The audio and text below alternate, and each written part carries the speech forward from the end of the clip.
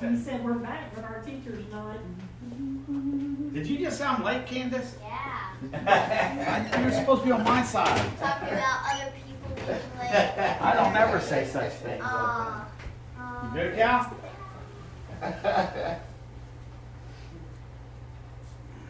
My Maserati does 185. I'm just kidding. Who was that? I forget. I know who it is, but I can't remember. Anybody has on there. Maserati does 185. I know who does it. I see Papo and I don't want to drive. And it's a name, isn't it? Yeah, it is. Jim? No. Jimmy John. He's in her. Dang. Oh, we'll wait. Everyone's spawning in. There you go. Blow your show play.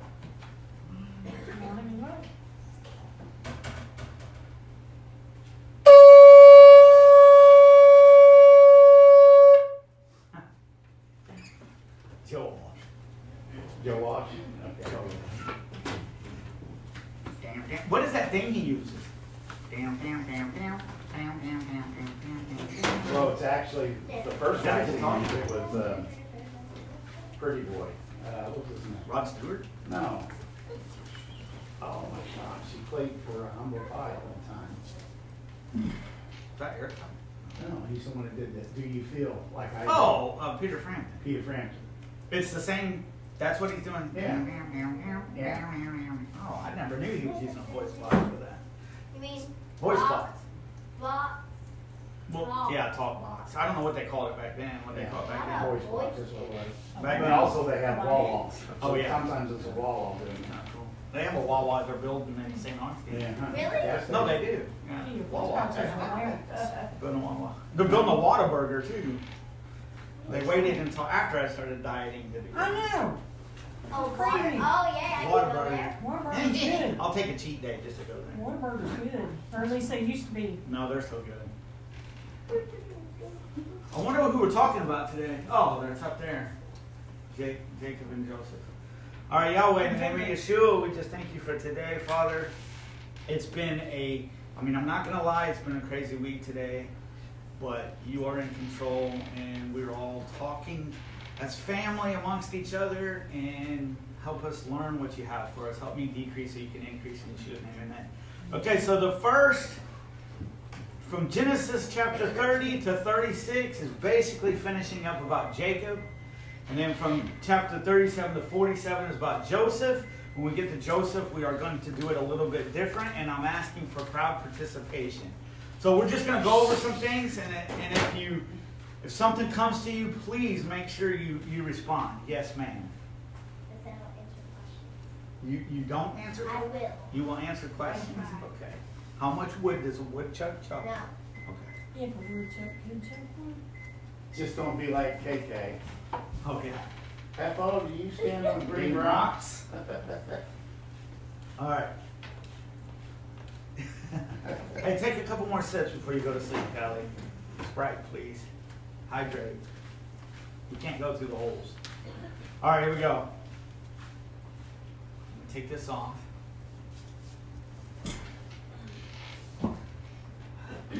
Genesis chapter 30 had no title, but I figured I would title it myself as the first Jerry Springer episode. Has everybody seen Jerry Springer? Okay. Has anybody seen Maury? Yeah. It's more like a Maury episode, Maury's cool. more than Jerry Springer. You are the father. All right. Whoever said the Bible was boring definitely did not read Read it. it, yeah. All right, here we go. And I honestly do not know how long this is going to go. It'll probably be short, but it just bases on you guys. All right, here we go. When Rachel saw that she was not bearing Jacob any children, she envied her sister. "Give me sons or I will die," she said to Jacob. But look what Jacob did. Jacob became angry with Rachel and said sarcasm. "Am I in God's place, who has withheld children from you?" So in other words, am I the one who did cause that? I didn't cause that. Why are you mad at me? Anyway. All right. Then she said, "Here is my slave Bilhah. Go sleep with her, and she'll bear children for me, so that through her I I too can build a family. So here we go. The first part of Jerry Springer starts now. Actually, it started last week in Dad's episode. All right, so Rachel gave her slave Bilhah to Jacob as a wife, and he slept with her. Bilhah conceived and bore Jacob a son. Rachel said, God has vindicated me. Yes, he has heard me and given me a son, and she named him Dan. Okay, so here's the crazy thing. You're going to find out that the woman, not the slave, the woman just had all these slaves have children, and they didn't get to name one child. She got to name them all. Or whoever asked the slave to bear the children, all they were just vessels, I guess you should say. All right, named him Dan. Rachel's slave Bilhah conceived again and bore Jacob a second son. Rachel said, in my wrestlings with God, I have wrestled with my sister and won. And she named him Natalia. When Leah saw that she had stopped having children, she took her slave Zilpah and gave her to Jacob as a wife. And here's this third part of the... Okay, Leah's slave Zilpah bore Jacob a son. Then Leah said, what good fortune, and she named him Gad. When Leah's slave Zilpah bore Jacob a second son, Leah said, I am happy that the woman call me happy. So she named him Asher. Reuben went out during the wheat harvest and found some mandrakes in the field. What are mandrakes? You don't know, Bonnie? Somebody tell Miss Bonnie what mandrakes are. It's a type of fruit. It is a kind of fruit. That's it. But what's it do? What's it about? It's about fertility. That's what they They thought it was about baby making. making babies. I didn't know that. And you'll find out right now. That was fruit. Reuben went out during the wheat harvest and found some mandrakes in the field. When he brought them to his mother Leah, Rachel asked, now listen to this, please give me some of your son's mandrakes. But Leah replied to her, is it enough that you have taken my husband? Now you also want to take my son's mandrakes? Well, Rachel said, you can sleep with him tonight in exchange for your son's mandrakes. It's like pimping and prostituting and all kinds of stuff going on right here. Jerry! Verse 16, when Jacob came in from the field that evening, Leah went out to meet him and said, you must come with me, for I have hired you with my son's mandrakes. So Jacob slept with her that night. So really Jacob's living was just doing that. His whole, I don't know how he did anything else. But he ain't saying no. He's not saying, that's what I'm saying, and that's what I was going to get to.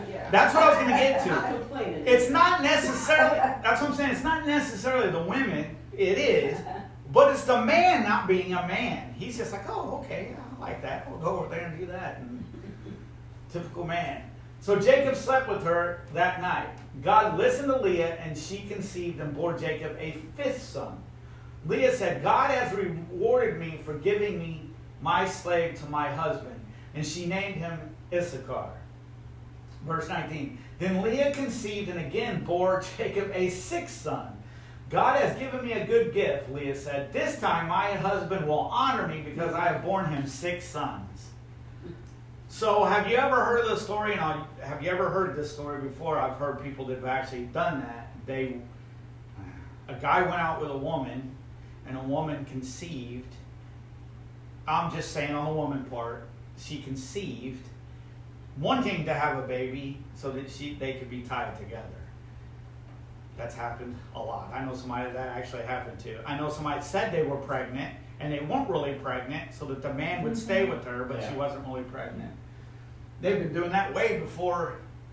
And her son started a really good rock band, Led Zeppelin.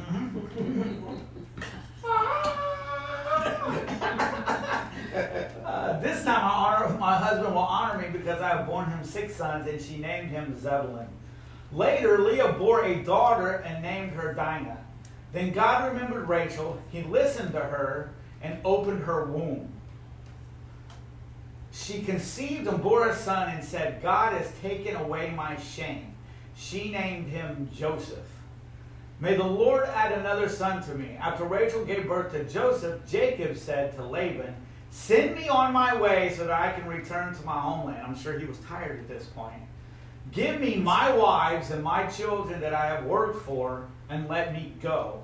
You know how hard I have worked for you. But Laban said to him, if I have found favor in your sight, stay.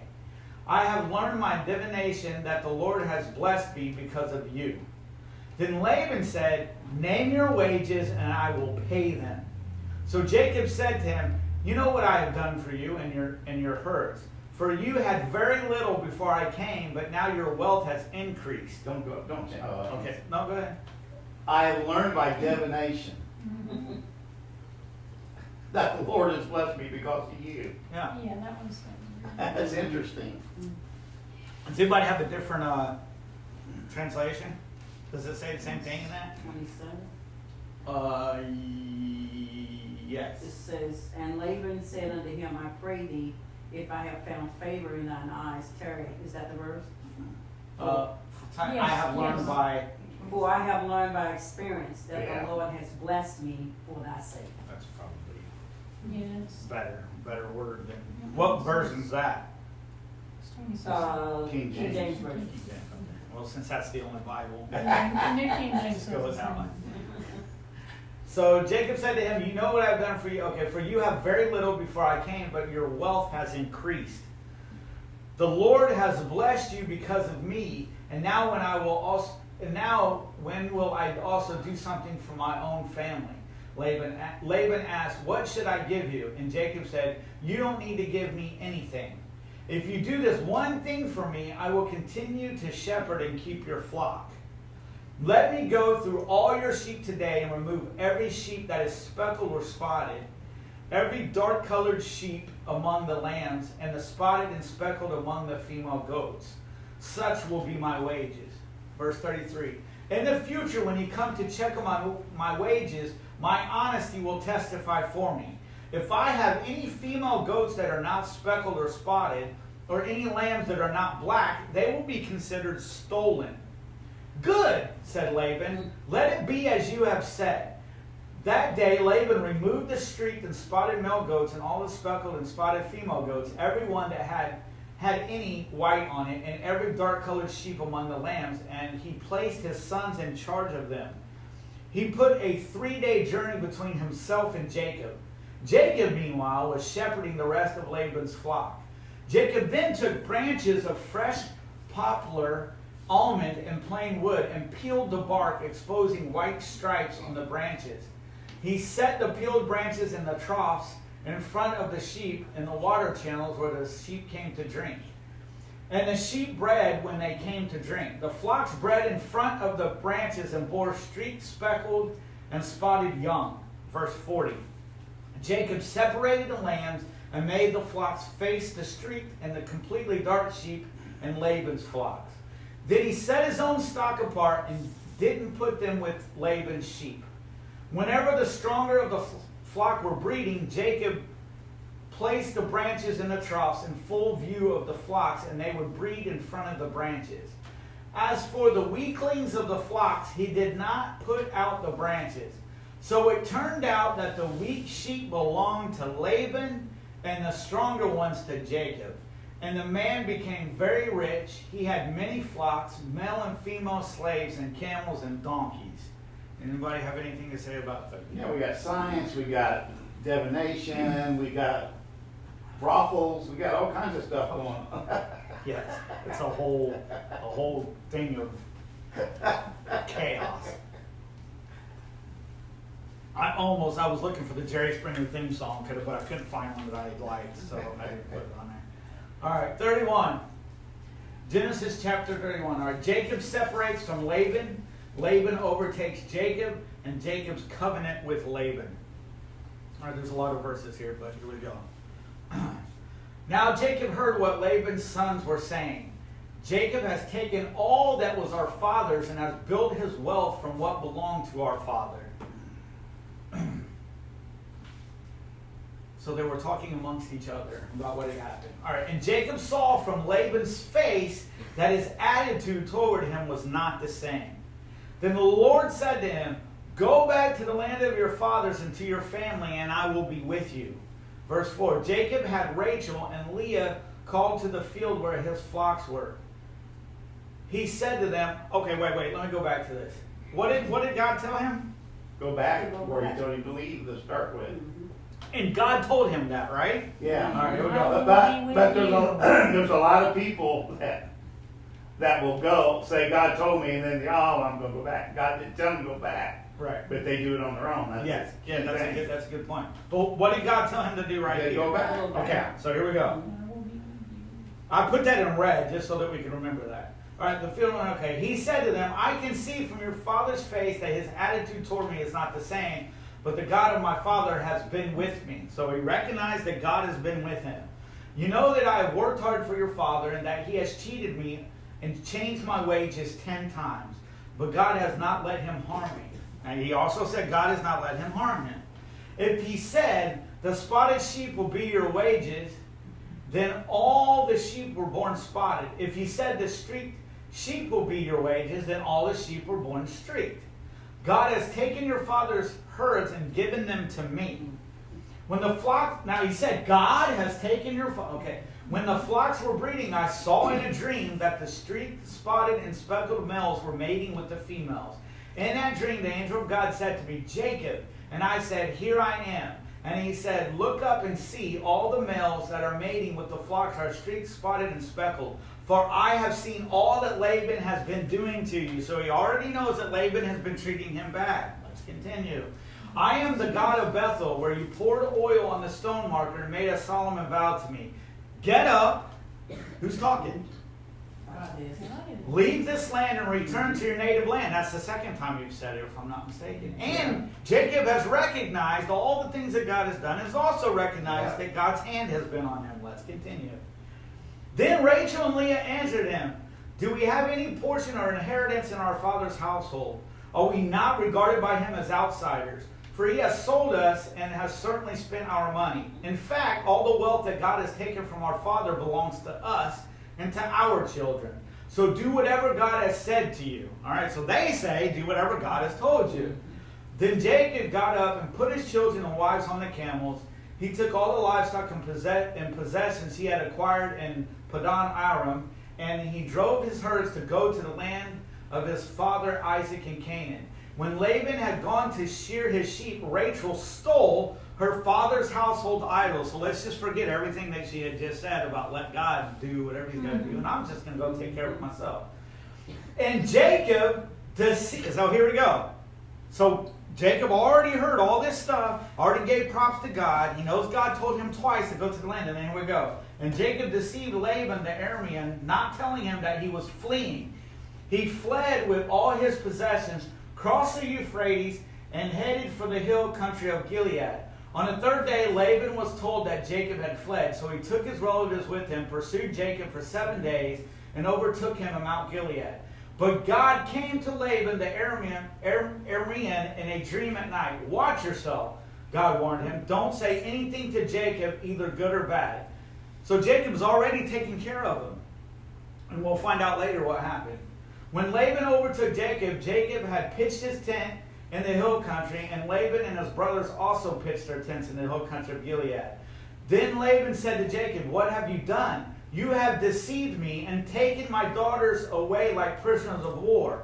Why did you secretly flee from me, deceive me, and not tell me the truth? I would have sent you away with joy and singing, with tambourines and lyres, but you didn't even let me kiss my grandchildren and my daughters. You have acted foolishly. I could do you great harm, but last night the God of your father said to me, watch yourself, don't say anything to Jacob, either good or bad. Now you have gone off because you long for your father. But why have you stolen my gods? Jacob answered, I was afraid. Now here's the crazy thing. God had already made it to where nothing was even going to happen in the first place. He already recognized that God did this, God did all of that, and he was still afraid. So he's still a human being. So what does that mean? That means that there's so many times God said he was going to take care of us, and we acted the same exact way. Why do we do that? It would be better just us not acknowledge that and just be afraid than to say he did all this great, wonderful stuff, and I'm gonna trust in him and then not trust in him. It'd be better just to be on the whole opposite side of the fence than to walk right in the middle. Because that's like being like that's being what's it when you say one thing like double, Double-minded. Yeah. kind of, Yeah. and then that ends Eston. What do you Yeah, I got a saying that I always say, faith always sounds great. Oh, I got great faith, you know, but when it comes home, you got to put shoes on it, Yeah. you got to walk it. All of a sudden, it seems different. Yeah, well, and it's crazy because he's acknowledging all this stuff that he's going to have to do, but yet still gets afraid. But this ain't the first time Jacob gets afraid. You're going to find out later the same thing happens. Okay, so I was afraid, for I thought you would take your daughters from me by force. But see, we don't know what God's doing in the background. He had already went to Laban and told him not to do anything. But he didn't know that, so he lost that faith. He lost trust in God. If you find your gods with anyone here, he will not live. Before our relatives point out anything that is yours and take it, Jacob did not know that Rachel had stolen the idols. So Laban went into Jacob's tent, then Leah's tent, and then the tents of the 2 female slaves, but he found nothing. Then he left Leah's tent and entered Rachel's tent. Now Rachel had taken Laban's household idols, put them in the saddlebag of the camel, and sat on them. This is so amazing. Laban searched the whole tent but found nothing. She said to her father, "Sir, don't be angry that I cannot stand up in your presence because I am having my monthly period." So just that's like, that just came to her right, I'm going to have my monthly period. I thought that was pretty funny that she did all that. So Laban, again, whoever said reading the Bible was boring, it's not reading. So Laban searched but could not find the household items. Then Jacob became incensed and brought charges against Laban. "What is my crime?" he said to Laban. "What is my sin that you have pursued me? You've searched all my possessions. Have you found anything of yours? Put it here before my relatives and yours. Put it here before my relatives and yours, and let them decide between the two of us. I've been with you these 20 years. Your ewes and female goats have not miscarried, and I have not eaten the rams from your flock. I did not bring you any of the flock torn by wild beasts. I myself bore the loss. You demanded payment for me for what was stolen by day or by night. There I was. The heat consumed me day by day. I walked 5 miles with no shoes. And the frost by night, and the sleep fled from my eyes. For 20 years I have worked in your household, 14 years for your 2 daughters, and 6 years for your flocks, and you have changed my wages 10 times. If the God of my father, the God of Abraham, the fear of Isaac had not been with me, certainly now you would have set me off empty-handed. But God has seen my affliction and my hard work, and he issued his verdict last night." Then Laban answered Jacob, "The daughters are my daughters, the sons my sons, and the flocks my flocks. Everything you see is mine. But what can I do today for these daughters of mine, or for the children they have borne? Come now, let's make a covenant, you and I. Let it be a witness between the 2 of us." So Jacob picked out a stone and set it up as a marker. Then Jacob said to his relatives, "Gather stones," and they took stones and made a mound, then ate there by the mound. Laban named the mound Jagar-Sadahutha. Miss Connie? Oh, they're not here. But Jacob named it Galeed. Then Laban said, "The mound is a witness between me and you today." Therefore the place was called Galeed, and also Mitzpah. For he said, "May the Lord watch between you and me when we are out of each other's sight. If you mistreat my daughters or take other wives, though no one is with us, understand that God will be a witness between you and me." Laban, now these days a guy just stands with a shotgun when the guy comes to the house and tells him you better not do anything. Laban also said to Jacob, "Look at this mound and the marker I have set up between you and me. This mound is a witness, and the marker is a witness that I will not pass beyond this mound to you. And you will not pass beyond this mound and this marker to do me no harm." So what they did that, they drew a line. "The God of Abraham and the gods of Nahor, the gods of their father, will judge between us." And Jacob swore by the fear of his father Isaac. Then Jacob offered a sacrifice on the mountain and invited his relatives to eat a meal. So they ate a meal and spent the night on the mountain. Laban got up early in the morning, kissed his grandsons and daughters, and blessed them. Then Laban left to return home. Anything on 31? Yeah, I have a question. On verse 53, in that version it says, the God of, go back one. The God of Abraham, the gods of Nahor, and the gods of their father. But in the New King James, it's all capitalized like it's the same God. Any idea? Okay. Did, Which verse is it? I'm going to ask a question. 53. Did we go to this? I'm just asking. Did we go to, I'm not opening a can. Did we go to this version for a particular reason? No. Was that you? It was me. Yeah, me and Tony went to it.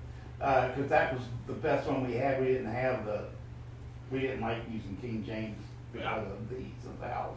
I And got we you. didn't have the New King James, so that was the closest one we had. I got you. But that one we looked where it said divination, when you look up the root word, it says divination. Okay, well, well, that seems different. Well, this says Elohim.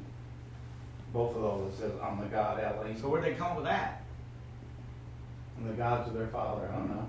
This is King James Version, and it says basically what that says. Oh, it says the same thing? What's it It's the say? God of Abraham, the God of Nahor, and the God of their father, judge between us. Yeah, but what it's saying is the New King James has it capitalized as the God. When it's gods, And that up means there it says it's a bunch it's of the little gods. gods. When it's the Mhm. big G, all these on here has the big G. Okay, so maybe Yeah, that's- I was just wondering if there's, So it says which one it would says be- Elohim on here. But Okay. Elohim can mean this. right, Plural. Rulers, judges, divine ones, angels, gods. It can also mean God, goddess, godlike, the true God, and God. Mhm. So it can mean, depending on the context, Yeah, it's what you put it in, so It's capital. So maybe they just didn't, maybe in the software they didn't capitalize it Mhm. in this. no, when they say gods, that's what they're meaning. Okay. So is it correct? Is that what we're coming to? Or so let me ask you, should we not do this version and just do No. Who is Nahor? that was Abraham's father. Yeah. Yeah. Okay. That's what I'm asking. Abraham's father, He didn't have. he did not have serve He Yahweh. wasn't serving Yahweh, right? So that's his God. So I think That's- this that's what I was translation is wondering. better than the King James. Okay, that makes sense. And the New King James. Is it highlighted in your? I mean, Right. capitalized? Capitalized in the. And what are you reading from? So- New King? New King Mhm. James? But again, I'm just curious. Does anybody? You have an app? Can you? yeah, have I'm the looking at the root word. It's What's the CJB say? let's see. I know you don't like that one, but the complete Jewish. Oh, I don't have that one on here. You don't have that one on there. Let me should have it. It probably says gods on, and then God on one, and then gods on the other. The God of Abraham, the gods, and it does. Just like Okay, that. it makes sense now. All right, while you're doing that, I'm just going to go ahead because we know what it says. Yeah. Okay, you good?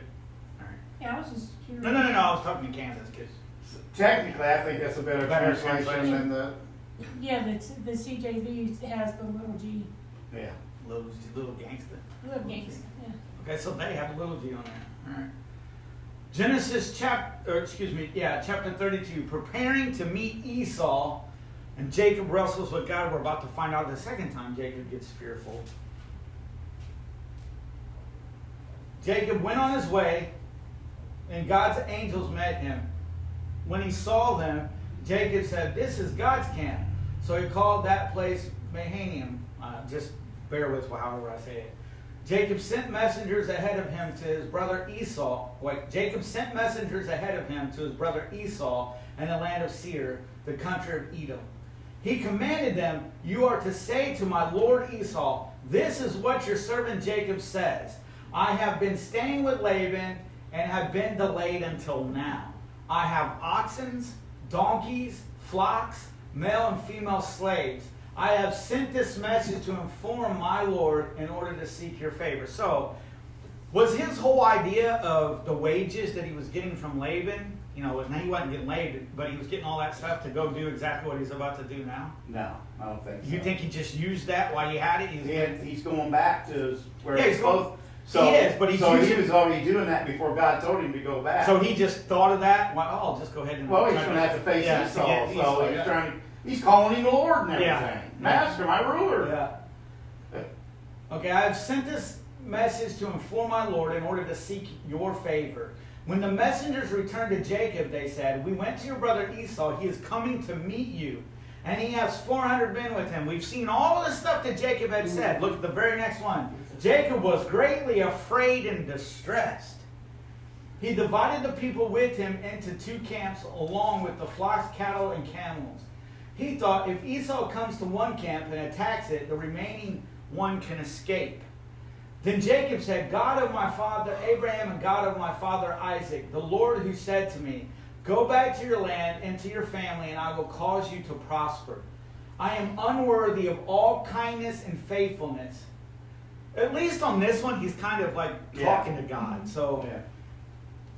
"You have shown your servant. Indeed, I crossed over this Jordan with my staff, and now I have become 2 camps. Please rescue me from the hand of my brother Esau, for I am afraid of him." So he's going to God and he's laying it down at his feet. "For I am afraid of him. Otherwise, he may come and attack me, the mothers and their children. You have said, 'I will cause you to prosper, and I will make your offspring like the sand of the sea, which cannot be counted.' He spent the night there and took part of what he had brought with him as a gift from his brother Esau. 200 female goats, 20 male goats, 20 ewes. It sounds weird saying that. 20 ewes, 20 rams, 30 milk camels with their young, 40 cows, 10 bulls, 20 female donkeys, and 10 male donkeys. He entrusted them to his slaves as separate herds and said to them," I'm gonna open a can real quick because I heard somebody say this different.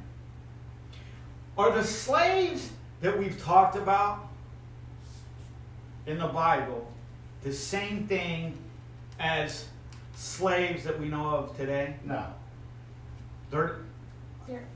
They're still slaves, but they're treated more as They're treated family. like family. Like family, okay. Mhm.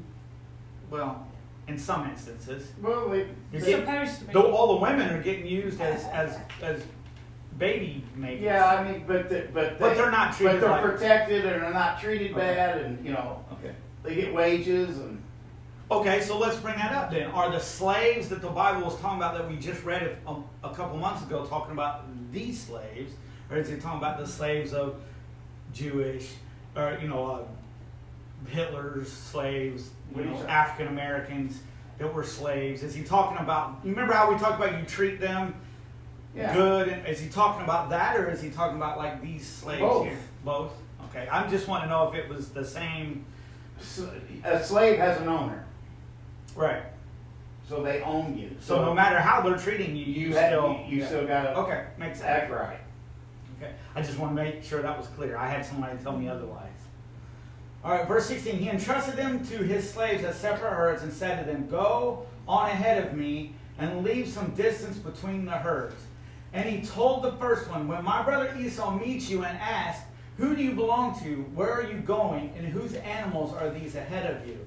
Then tell him, 'They belong to your servant Jacob. They are a gift sent to my lord Esau. And look, he is behind us.' He also told the second one, the third, and everyone who was walking behind the animals, say the same thing to Esau when you find him. You are to also say, 'Look, your servant Jacob is right behind us.' For he thought, 'I want to appease Esau with the gift that is going ahead of me.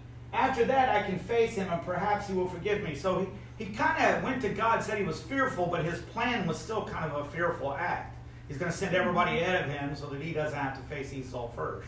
So he was still kind of fearful in a way. Or wouldn't you just go and meet He's him? bribing. Yeah. So So let's just leave me alone. Well, you figure this guy, you deceived him out of his birthright and all this kind of stuff, and now he's bringing 400 guys? yeah. Yeah, I mean, be a little on the And you defensive probably side, too. remember Esau said he was gonna kill him. Yeah. So, But he just went to God and said, "Please protect me." And anyway, I get what you're saying. All right, I want to appease Esau with the gift that is going ahead of me. After that, I can face him, and perhaps he will forgive me. So the gift was sent on ahead of him while he remained in the camp that night. You guys all get slayed, and then I'll sit around. Verse 22. During the night, Jacob got up and took his 2 wives, his 2 female slaves, and his 11 sons, and crossed the ford of Jabbok. He took them and brought them across the stream along with all his possessions. Verse 24. Jacob was left alone, and a man wrestled with him until daybreak. When the man saw that he could not defeat him, he struck Jacob's hip as they wrestled and dislocated his hip socket. Who was the man? I would say Yeshua. Yeah. Have you ever noticed it said when the man saw that he could not defeat him? Can Yeshua defeat him? Yeah. So what does he mean? He wasn't giving up. Yeah, Jacob he was was not persistent. giving up. He was. That's what I think. I don't. Does anybody have any Do you have any? What does that actually mean? Yeshua could have took him out just looking at him. Yeah. But it literally says when the man saw that he could not defeat him, he struck Jacob's hip as they wrestled and dislocated his hip socket. To me, it just seems like he wasn't giving up. Yeah, He was he was just very continuing. persistent, He was yeah. just going to fight. All right. But you don't know where in that definition does it say that it's Yeshua or anything. No, it doesn't. What's it say? It Does says a somebody? human being, a person, in contrast to God. So, angels can transform. They can look like a human. They Is that can look something like that a we man. all said? That we all one of those things that we always say without actually the context? Because when I read that, I'm sitting there going, Yeshua could have snapped his leg in half if he wanted to, just looking at him. Well, the New King James capitalizes man. As Are you if- looking in the? I'm in the But King can an James. angel bless him? Because it says, I'm not going to let you go. Does somebody have the Blue Letter Bible? I've got the root word right Oh, you here. do? Yeah. And what's it say? Man? Yeah, it does say that. Okay. Well, that's interesting to me. Let's see if it gives any other clues. It says a man, a male, in contrast to woman, female, husband, human being, person, in contrast to God. Servant, mankind, champion, great man. But then go. Yeah, but look what it's but saying then- now. Yeah. Then he read said to 30. Jacob, let me go, for it is daybreak. But Jacob said, I will not let you go unless you bless me. What is your name? The man asked. Jacob, he replied, your name will no longer be. So the man changed Jacob's name to Israel. Yeah, so Right. you would have to assume it's. Yeah. And- Oh, yeah, Yeshua So it's not an angel. No, it seems like it would be Yeshua. Yeah.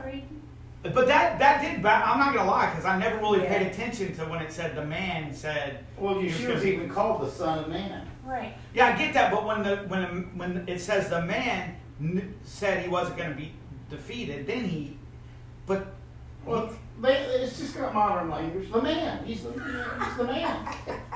no, but you Who know man? what I'm saying? You know what I'm saying? Who man? That part's what got me though, because it said when the man saw that he could not defeat him, Yeshua could Right. defeat anybody he wanted to.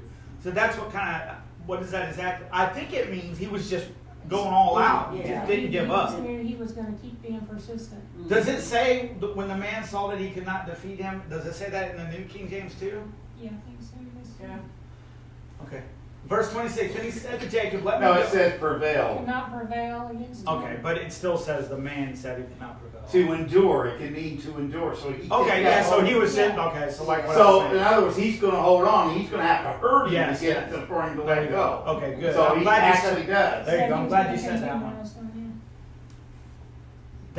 But see, that's significant. Okay, because I seen somebody post, and they're starting to change some of their. I'm not going to mention names or anything, but they posted something about the law and how grace abounds and all this stuff.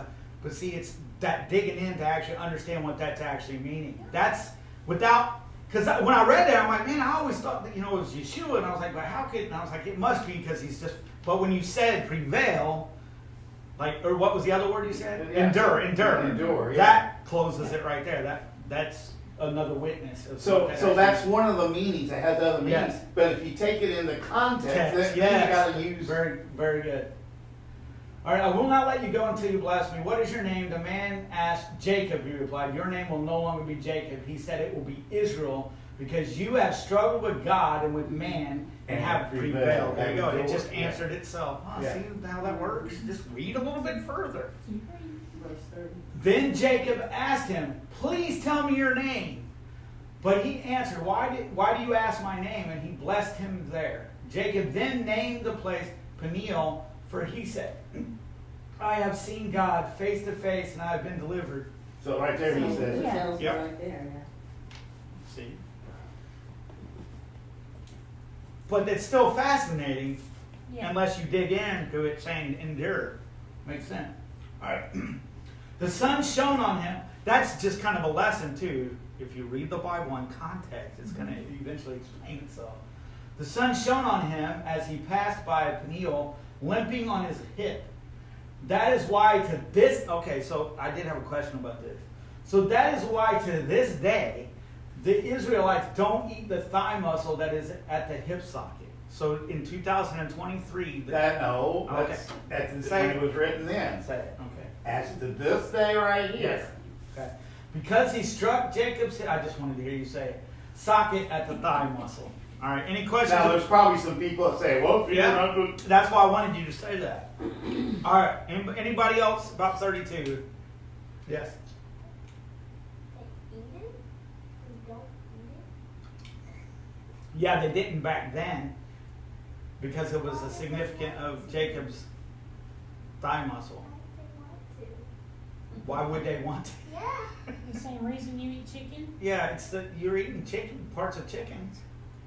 It might be the wing or the The wing, foot. yeah. You just don't look at it that way. You just look at it as food. Just keep doing that. Don't look at it as what you're eating.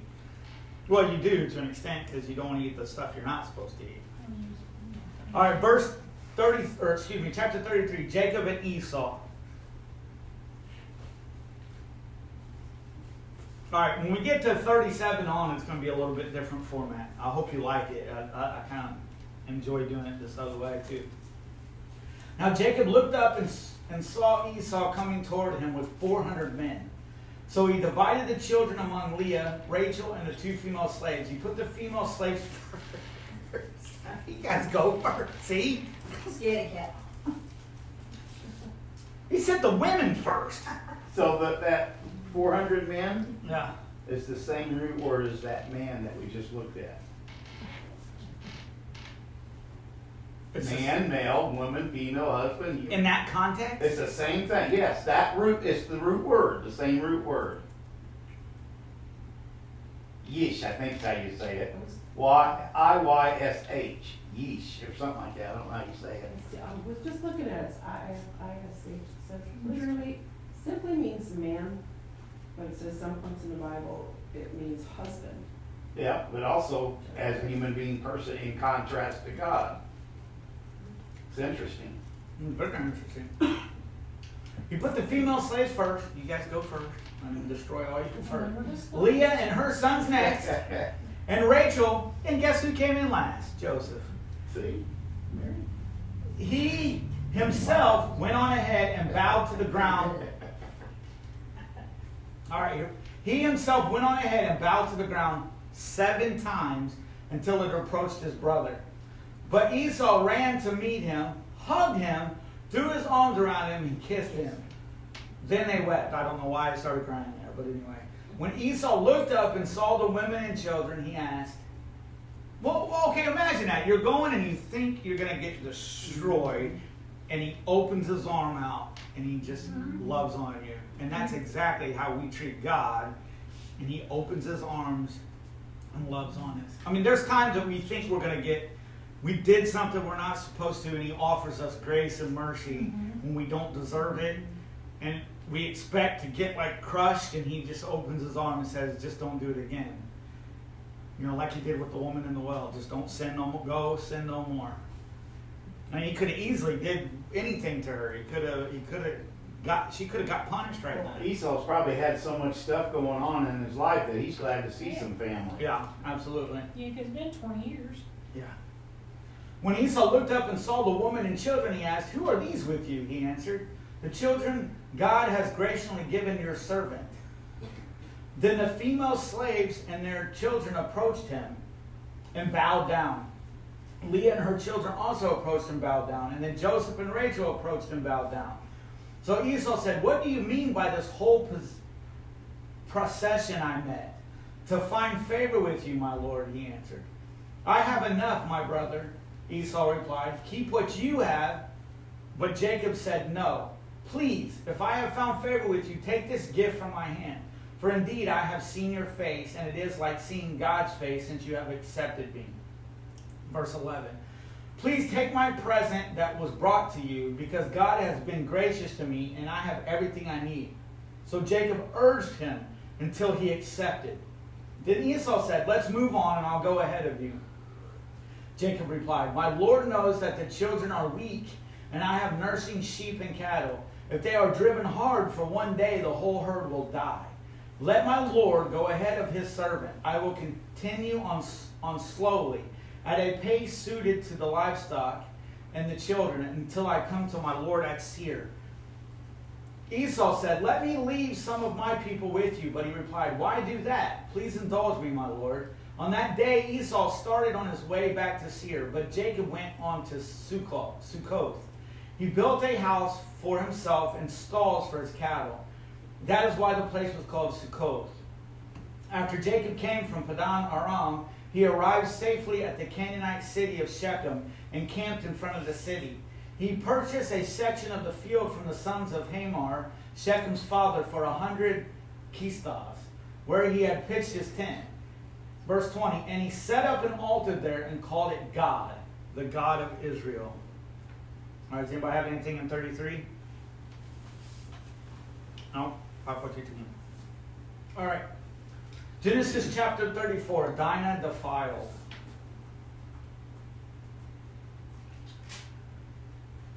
Dinah, Leah's daughter, whom she bore to Jacob, went out to see some of the young women of the area.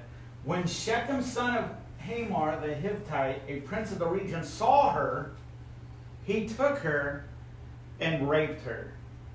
He became infatuated with Dinah, daughter of Jacob. He loved the young girl and spoke tenderly to her. Verse 4, get me this girl as a wife, he told his father. It's so bad. It's so bad. It's so weird. Jacob heard that Shechem had defiled his daughter Dinah, but since his sons were with his cattle in the field, he remained silent until they returned. Meanwhile, Shechem's father Hamor came to speak with Jacob. Jacob's sons returned from the field when they heard about the incident and were deeply grieved and angry. For Shechem had committed an outrage against Israel by sleeping with Jacob's daughter, and such a thing should not be done. Hamor said to Jacob's sons, I'm thinking in my head as I'm reading if I want to say what I got to say now, but I'm thinking away. My son Shechem is strongly attracted to your daughter. Please give her to him as a wife. Intermarry with us. Give your daughters to us and take our daughters for yourselves. Live with us. The land is before you. Settle here, move about, and acquire property in it. Then Shechem said to Dinah's father and brothers, grant me this favor and I'll give you whatever you say. Set for me the compensation and the gift. I'll give you whatever you ask. Just give the girl to be my wife. Verse 13. But Jacob's son answered Shechem and his father Hamor deceitfully, because he had defiled their sister Dinah. We cannot do this thing, they said to them. Giving our sister to an uncircumcised man is a disgrace to us. Is that true? Yeah. Okay. We will agree with you only on this condition: if all your males are circumcised as we are. That's good so far. Then we will give you our daughters. Take your daughters for ourselves, live with you, and become one people. But if you will not listen to us and be circumcised, then we will take our daughter and go.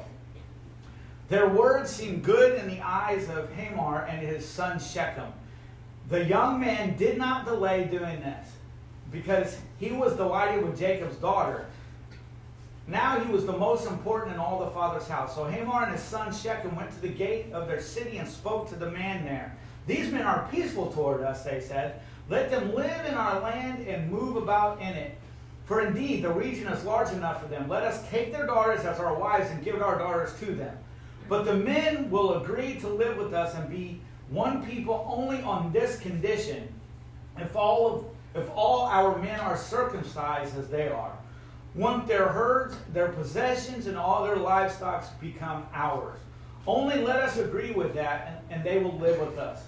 All the able-bodied men listened to Hamor and his son Shechem, and all the able-bodied men were circumcised. Why were they circumcised? So they could get all the stuff. Had nothing to do with the... And get the girls. Yes. Yeah. All right, so that's that part.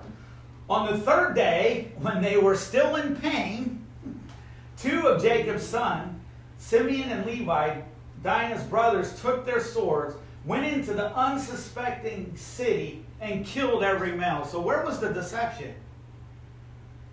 That was the deception. What was the deception? They told them they had to get circumcised. Yes. But the circumcision is supposed to be a sign of the covenant. Yes. So getting circumcised without Yahweh is really nothing. They wanted him to get circumcised so they could Yep. be closer to be able to go do exactly what they're doing. Yeah, that was They the plan couldn't to move start with. after Yep. that third day. You don't move. Yeah, you can't move. That's what I'm saying. And they had nothing for pain back there, so they're probably Yeah. drunk too. Yeah, for sure. For sure.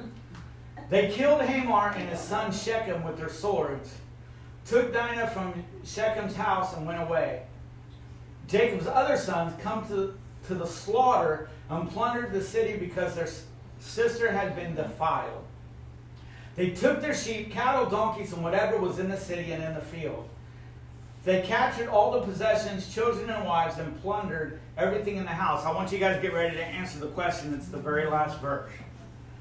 Then Jacob said to Simeon and Levi, "You have brought trouble on me, making me ideous to the inhabitants of the land, the Canaanites and the Perizzites.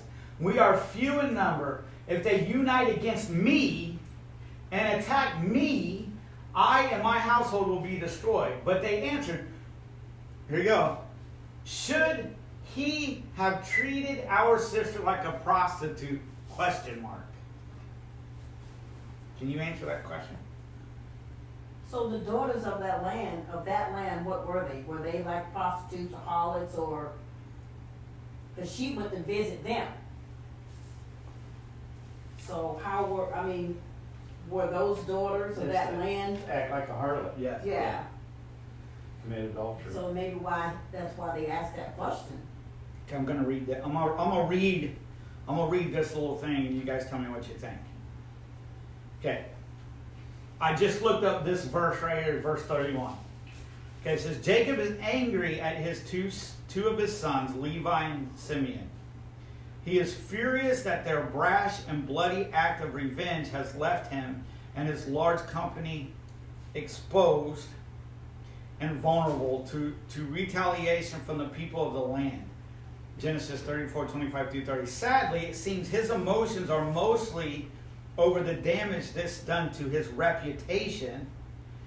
No mention is made that Jacob is similarly outraged as his sons, or that he is rebuking them for using trickery and violence, which is kind of true. He only talked about the repercussions. So he brought trouble on them. Yes, so Levi and Simeon responded with a single question. Should Shechem have been allowed to treat their sisters like a prostitute? Their actions were in response to Shechem's rape of their sister Dinah. Using trickery, they convinced the men of the town, those who were protecting the rapist, to be circumcised. While the fighting men were sore, the two brothers swept in. Okay, it says, it's helpful to remember that Dinah is a full sister to Levi and Simeon. All three were born to Leah, Jacob's first wife. These siblings are aware that Jacob has never loved Leah, at least not the extent he has treasured Rachel. That's in Genesis 29:31. Their indignant response is not only a defense of their actions, but a criticism of Jacob. They seem to be turning the tables on him. Were you even going to do anything at all? Question mark. Shechem did indeed treat Dinah with profound humiliation. He offered to pay large sums of money to marry her after he had raped her. No mentions was made of him atoning for his crime, and he and his father even tried to turn the situation into financial gain. Levi and Simeon seem to imply Jacob would have been guilty of selling Dinah as a prostitute if he had allowed that to happen. Jacob gives every impression of acting entirely out of fear, which he has pretty much the whole time. Yeah. Throughout this entire episode, there is no sense that loyalty, protection, or love for Dinah or her mother, Leah, came into play. That is a strong contrast to his later reaction when a far more favored child, Joseph, seems to have lost. Genesis 37:33-35. Likewise, while Jacob's sons were motivated in a sense by honor, their methods include deception, the breaking of a contract, and what could easily be called murder. One would have hoped to see Jacob overtly condemn their actions, or at least to frame the problem in terms other than his reputation in the region. That reputation will prove useful, however, as the Canaanites will fearfully avoid conflict with Israel in the near future. Genesis 35. I thought that was pretty good, actually. All right, here we go. 35. Return to Bethel, Rachel's death, Israel's son, and Isaac's death. All right. God said to Jacob, get up, go to Bethel, and settle there. Build an altar there to the God who appeared to you when you fled from your brother Esau. So Jacob said to his family and all who were with him, get rid of the foreign gods that are among you. Purify yourself and change your clothes. We must get up and go to Bethel. I will build an altar there to God who answered me in the days of distress. He has been with me everywhere I've gone. Then they gave Jacob all their foreign gods and their earrings, and Jacob hid them under the oak near Shechem. When they set out, a terror from God came over the cities around them, and they did not pursue Jacob's son.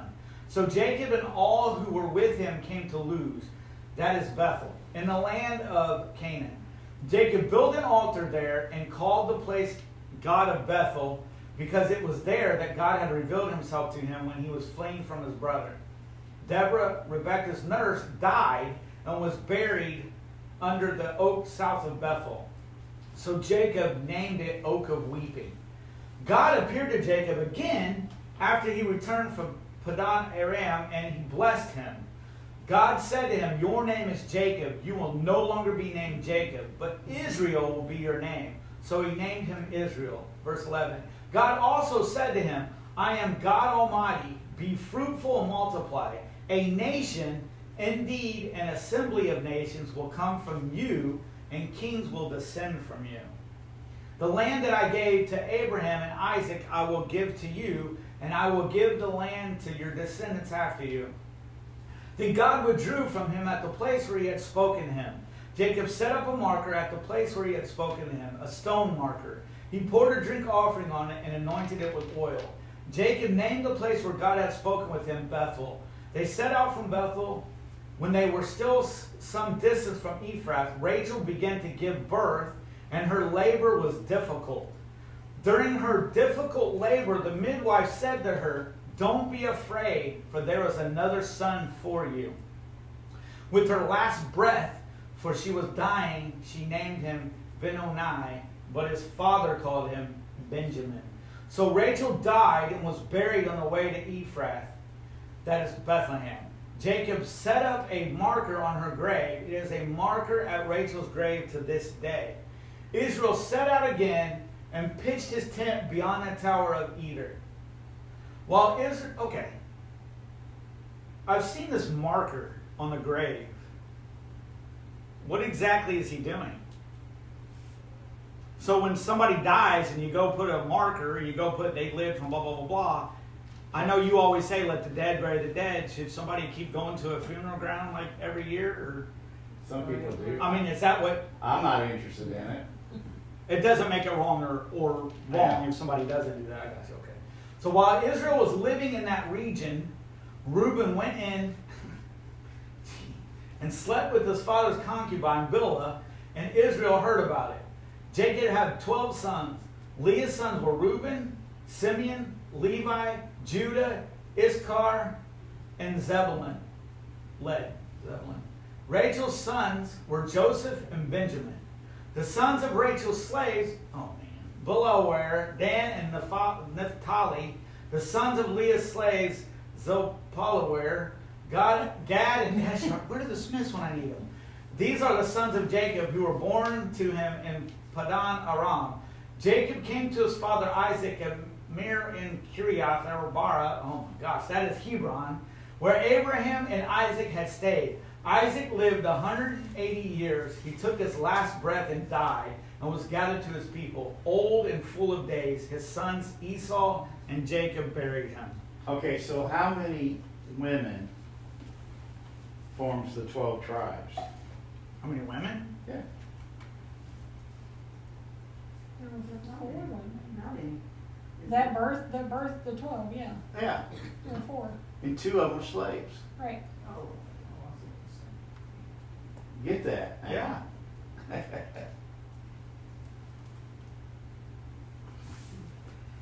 Was that part of the plan? Evidently. I mean, where did Yeshua come from? But we talked about that one time. There's a bunch of chaos where Yeah. his line. Yeah. God is God. God's going to keep his covenant that he promised with Abraham. All right, Genesis 36 is all basically like lineage, and this is the only thing I got about it. The title is Esau's family.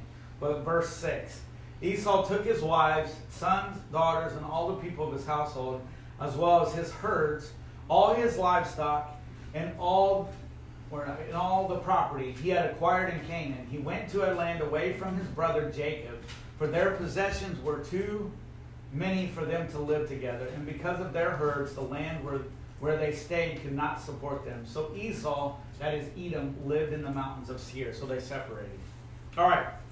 Now we're going to get into talk about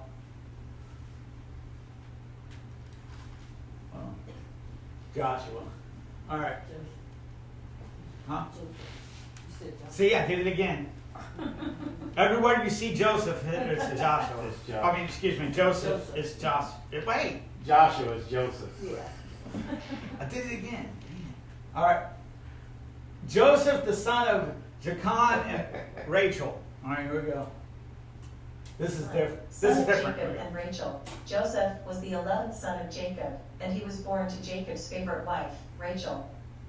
2. Coat of many colors. Joseph received a special coat from his father, which was a symbol of favoritism and caused jealousy among his brothers. Genesis 37 verses 3 to 4. Now Israel loved Joseph more than all his children, because he was the son of his old age, and he made him a coat of many colors. And when his brethren saw that their father loved him more than all his brethren, they hated him, and could not speak peaceably unto him. Anybody have anything to say about that? Well, jealousy, Yep. favoritism, Hatred. hatred. It's good. Sounds like a dysfunction junction. 3. Dreams and interpretation. Joseph had a gift for interpreting dreams. His own dreams, where he saw his brothers bowing down to him, played a significant role in his story. Genesis 37 verses 5 to 11. 37 verses. And Joseph dreamed a dream, and he told it his brethren, and they hated him yet the more. And he said unto them, Hear, I pray you, this dream which I have dreamed. For, behold, we were binding sheaves in the field, and, lo, my sheaf arose, and also stood upright, and, behold, your sheaf stood round about, and made obeisance to my sheaf. And his brethren said to him, Shalt thou indeed reign over us? Or shalt thou indeed have dominion over us? And they hated him yet the more for his dreams, and for his words. And he dreamed yet another dream, and told it his brethren, and said, Behold, I have dreamed a dream more, and, behold, the sun and the moon and the 11 stars made obeisance to me. And he told it to his father, and to his brethren, and his father rebuked him, and said unto him, What is this dream that thou hast dreamed? Shall I and thy mother and thy brethren indeed come to bow down ourselves to thee to the earth? And his brethren envied him, but his father observed the same. These dreams further fueled the jealousy and resentment his brothers felt towards him, as they interpreted them as indications that Joseph believed he would have authority over them. Anybody have anything to say about that? It's pretty self-explanatory. Yeah. 4. Sold into slavery. Gen 37, 1228. Out of jealousy, Joseph's brothers sold him as a slave to a caravan heading to Egypt. 5. Rise to power in Egypt. Gen CH 39, CH 41. After being sold into slavery, Joseph was bought by Potiphar, an officer of Pharaoh, the king of Egypt. Due to Joseph's exceptional abilities and God's favor, he quickly gained favor in Potiphar's house and was put in charge of all his affairs. However, Joseph faced a trial when he was falsely accused by Potiphar's wife of wrongdoing and was thrown into prison. Even in prison, Joseph's integrity and God-given gift of interpreting dreams became evident. Later on, Pharaoh himself had a series of troubling dreams, and Joseph was brought before him to interpret them. By God's guidance, Joseph explained that the dreams foretold 7 years of abundance, followed by 7 years of famine. Impressed by Joseph's wisdom, Pharaoh appointed him second in command over all of Egypt, giving him authority to oversee the preparations for the coming famine. This elevated position allowed Joseph to save Egypt and its neighboring countries from the famine, and he became a prominent figure in Egypt, wielding significant power and influence under Pharaoh's rule. This remarkable ascent to power showcases how God's providence and Joseph's faithfulness played a crucial role in his journey. Anybody have anything to say about that? No? Good? Yeah. 6. Famine and family reunion. Joseph's brothers eventually came to Egypt seeking food during a severe famine. They did not recognize him, but Joseph recognized them. Over time, Joseph revealed his identity to them. Genesis chapters 42 through 47 in the Bible. As the famine spread throughout the land, Jacob, Joseph's father, sent his sons to Egypt to buy grain. They didn't recognize Joseph, who was now in a position of great authority. However, Joseph recognized them. Over time, Joseph tested his brothers to see if they had changed. He accused them of being spies and demanded to see their youngest brother, Benjamin. Eventually, Joseph revealed his true identity to them, and they were astonished and fearful. Joseph forgave his brothers for their past wrongs, and he sent for his father Jacob and the rest of the family to come to Egypt, where they would be provided for during the remainder of the famine. There's more that didn't get This on. reunion and reconciliation between Joseph and his brothers is a powerful story of forgiveness and a characteristic of Yeshua. It is a significant turning point in the book of Genesis. Anything about that? We're good? I think it's interesting how the brothers didn't recognize him, but then he reveals himself to them. That's how it is with people sometimes. They don't recognize God at all, and he's got to reveal himself to Yeah. them.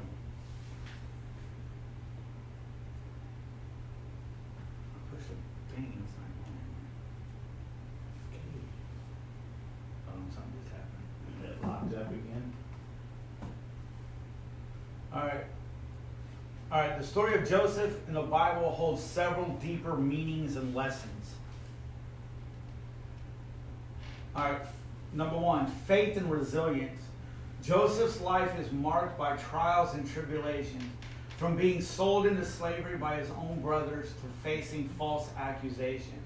Throughout it all, he maintains his faith in God and remains resilient. This serves as a lesson in trusting in Yahweh and preserving through adversity. 2. Forgiveness and reconciliation. One of the most powerful aspects of Joseph's story is his ability to forgive his brothers who had betrayed him. This theme of forgiveness and reconciliation highlights the importance of letting go of grudges and seeking peace, even in the face of deep betrayal. 3. Divine providence. The narrative emphasizes the idea that God works through all circumstances, even difficult ones, for a greater purpose. Look at that misspelling. Joseph's experience ultimately led him to a position of power and influence, allowing him to save him. Wow, I think there's more, but this is like in the middle of chaos going at the house. So hold on one second. No, that's it. No, there's more. 4. The symbolism of dreams. Joseph's ability to interpret dreams plays a crucial role in the story. This can be seen as a demonstration of spiritual insight and a reminder of the significance of dreams in biblical narratives. A family and the entire region from famine. Does anybody have anything to say about that? Look, if you have a gift of dreams or visions or stuff, please make sure you're sharing that when you're supposed to. Don't hold on to that. I know for like 2 years now, Lori's been talking about the gifts and bringing out the gifts that we actually have. And I think that's something that we have been lacking on too. We haven't been using the gifts as much as what God's given us. He's given us all gifts and things to better equip or to share with people as well. All right, here we go. So you fixed the TV, but apparently it didn't work for me. Well, it's because it's too long, evidently. On the way. It looks like it. Well, it fit on mine. That's what's weird. So I'm gonna have to figure out how to change that. This one's all on there. Here we go. Family and redemption. The reconciliation between Joseph and his brothers is a powerful symbol of familial redemption. It shows that even broken relationships can be healed through forgiveness and love. Foreshadowing Christ. Joseph's life parallels the life of Yeshua in certain ways. Both experienced betrayal, were unjustly accused, and both offered forgiveness. Stewardship and wisdom. Joseph's administrative role in Egypt showcases the importance of wise. Anybody have anything to say about that? Overall meaning. Overall, Joseph's story offers a rich tapestry of spiritual and moral lessons, illustrating the power of faith, forgiveness, and how to respond in the face of life's challenges. All right, here we go. I thought this was interesting. The number 7. In Genesis 41, the number 7 carries symbolic significance. It represents a period of completeness or fullness. In Pharaoh's dreams, the 7 fat cows and 7 healthy ears of grain represent 7 years of plenty, while the 7 lean cows and 7 withered ears of grain signify 7 years of famine. And I think, Jonathan Kahn has a video about 7 years of Shemitah. Is if you put in 7 years of like good, then your Shemitah year will be 7 years of good, right? And if you do 7 years of like not what you're supposed to do, then you will inherit like 7 years. Well, you're reaping what you're sowing. Yeah. So it'd be interesting. It's interesting. I really like him. He has a lot of some good things. This pattern of 7 years of abundance followed by 7 years of scarcity illustrates the completeness of the cycle. It's a reoccurring theme in the Bible, often associated with the fulfillment of God's plans. The use of 7 in this context emphasizes the thoroughness of God's control over natural cycles and his ability to provide for his people even in times of hardship. All right, the story of Joseph in the Old Testament bears several striking parallels to the life and mission of Yeshua in the New Testament. Here are some of the key similarities. First of all, we know that everything points to Yeshua in the Old Testament. All right, so here we go. Okay, this is like not working.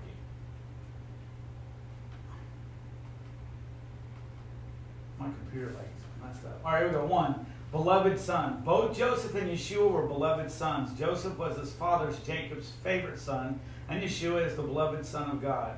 Verse 2. Rejection. Joseph's brothers were jealous of him and rejected him, eventually selling him into slavery. Similarly, Yeshua faced rejection and betrayal by some of his own people, leading to his crucifixion. Suffering and trials. Both Joseph and Yeshua endured significant suffering and trials. Joseph faced slavery, imprisonment, and false accusations. Yeshua underwent physical torture, crucifixion, and the weight of the sins of humanity.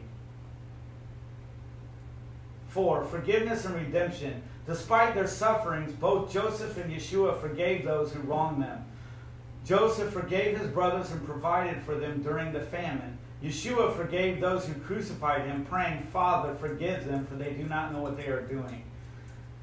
Exaltation and authority. After enduring their trials, both Joseph and Yeshua were exalted to positions of great authority. Joseph became second in command over all Egypt, and Yeshua was resurrected and ascended to the right hand of God. Saviors. Joseph's wise administration during the famine saved not only Egypt, but also the surrounding nations, including his own family. Similarly, Yeshua is the Savior of humanity, offering salvation and eternal life to those who believe in him.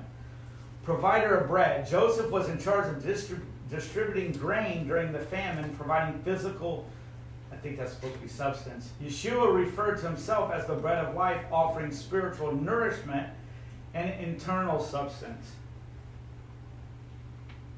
These parallels between Joseph and Yeshua serve as powerful symbols of Yahweh's redemption and the ultimate fulfillment of his plan for salvation through Yeshua. They highlight the themes of forgiveness, grace, and the transformative power of suffering for a greater purpose. That's all I have. Anybody have anything else? No. Again, everything points to Yeshua. So in every leader that we've had in the past, they have characteristics that all point to Yeshua. Amen? Amen. All right, Nina, can you pray, please? Father, thank you for this day, and thank you for the lesson today. Good words, Father, good worship, and we're just so thankful that we belong to you, Father, and that you always care for us. And we ask that you would bless the food that we're about to receive in Yeshua's name. Amen. So you want to tell them about next week, just so that just in case they want to not come back? You want to turn the camera on? Yeah.